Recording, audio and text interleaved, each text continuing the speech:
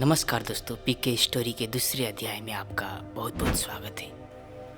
आज की कहानी बहुत ही ख़ास है और मुझे विश्वास है ये आपके दिल तक जाने वाली है। होता ये है कि एक मंदिर में पुजारी के साथ अनेक लोग प्रार्थना कर रहे थे।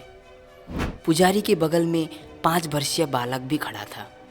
पुजारी विद्वान था और शास्त्र का ज्ञाता। उसने सोचा, मैं तो विद्वान हूँ, इसीलिए प्रार्थना में निपुण हूँ, लेकिन इस 5 साल के बालक को क्या प्रार्थना करनी आती होगी?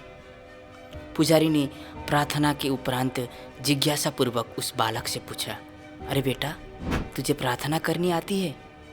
बालक कहता है, महाराज आप ठीक कहते हैं, मुझे प्रार्थना करनी नहीं आती, फिर भी हर रोज़ यहाँ आकर 5 बार अपनी वर्णमाला पढ़ देता हूँ।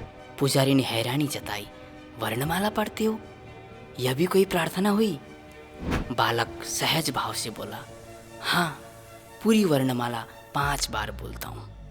फिर भगवान से कहता हूँ कि इसमें से आपको जैसी प्रार्थना चाहिए वैसी बना लीजिए, क्योंकि कोई प्रार्थना वर्णमाला के बाहर नहीं है। बालक द्वारा की गई प्रार्थना की नई व्याख्या से पुजारी को नई दृष्टि मिल गई। दोस्तों, इस कहानी के माध्यम से हमें यह सीखने को मिलता है कि ज्ञान का मतलब बस पुस्तकों और शास्त्रों का अध्ययन करने में ही नहीं होता, बल्कि हमारे चारों ओर की जीवन की अनुभवों से भी निकलता है।